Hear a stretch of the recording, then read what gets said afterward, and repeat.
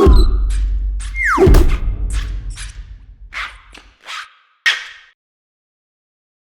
guys, it's Peter here with GoodReader.com. This is going to be once again Amazon versus Kobo. On the right we have the brand new Kobo Edition 2. This is the Kobo Aura Edition. And we have the Amazon Kindle Paperwhite 3.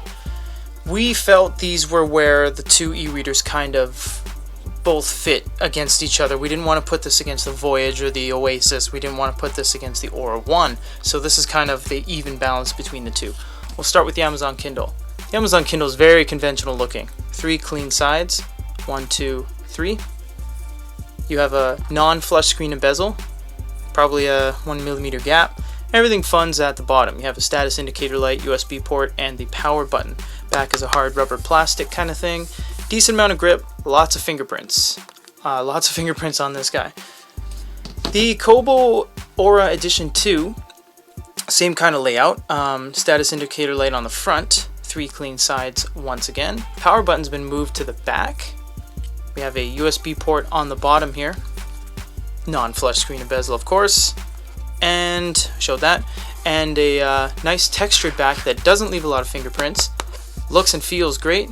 And Kobo Rakuten logo on the back. So looking at the Kobo on the right, you see the home screen is dynamic. They've always kind of had a dynamic home screen. Everything changes as you open it, web browser, PDFs, all that kind of stuff. Kindle's kind of getting there. Really the only things that change are right here. And then these are all kind of ads, so ads will pop up because we have the special editions offer, which is a subsidized cost. So like John Grisham titles are popping up here.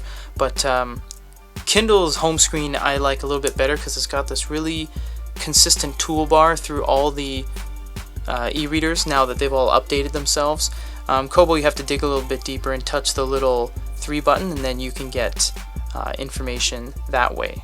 So opening up a book, this is about as close as we can get the two, seeing that they are running different systems. So we'll open up the font settings on both of these. We'll check that out first. So we both have Cecilia, however you want to pronounce that.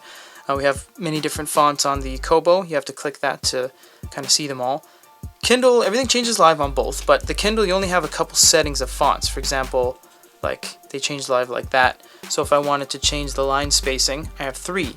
Whereas on the Kobo, I got, as many as you really want because of the line spacing slider bar. You have virtually limitless combinations of everything. Also, Kobo goes a step further and has advanced. This will allow you to change the line spacing, the fonts, and the size before and after look, so you can change everything at once and apply it from there. So the page turns are pretty much the same on both of these. So you did some previous highlighting. If we long press something on both of these, both kind of take equally as long to get the dictionary going.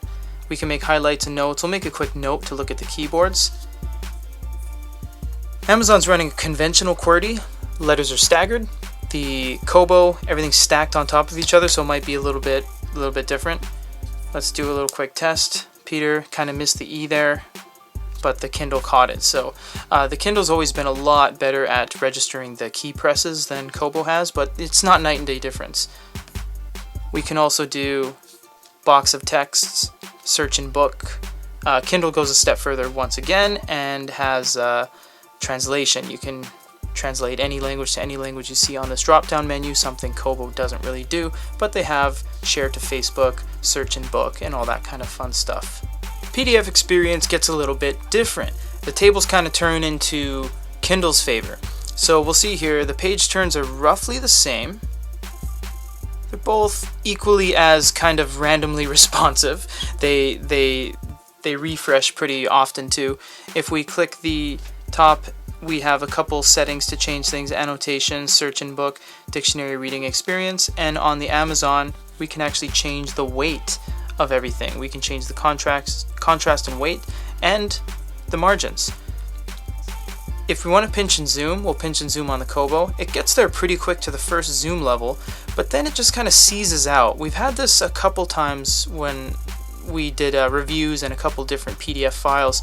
You'll see here the mini map is there, but I don't know, it kind of sometimes doesn't really follow what you're doing.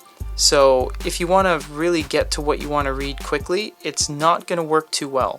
So what we recommend for the Kobo when you're reading that's really slow. What we recommend for the Kobo is finding PDFs that you don't have to actually change the scale, so that it's just a full zoom every time. There we go. So it looks like that, because if that's the case, you'll be okay. Kindle has a lot better of a pinch and zoom functionality. You still get the mini map. It's really quick and snappy. It's not like using a cell phone. I was going to say, oh, it's just like a tablet. It isn't, but it's really quick. So if I want to go down and scroll to the next little section, that's a lot easier.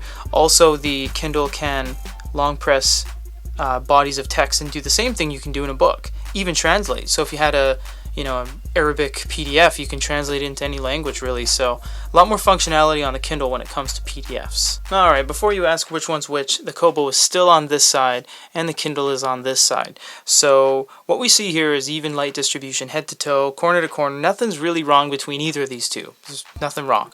So yes, we have to pick out negativities between these. Glass half empty here. So what we're going to do is just change a little bit of the brightness.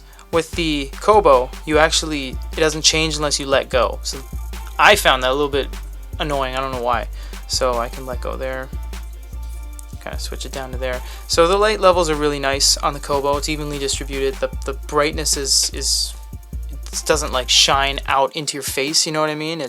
See my hand? It's just kind of ever so slightly glowing.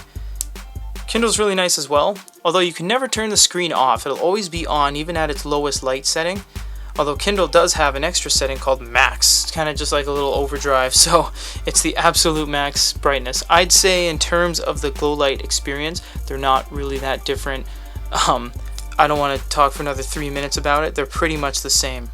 They're both really good.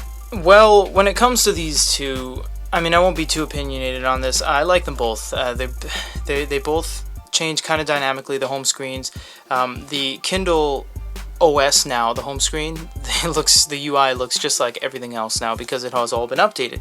So is the Kobo. The Kobo has looked the same from the Aura 1 to the Aura H2O, the Aura HD, the Aura, pretty much everything. They all look like that. So you're not getting cutting edge, next level technology, next level operating systems, next level even.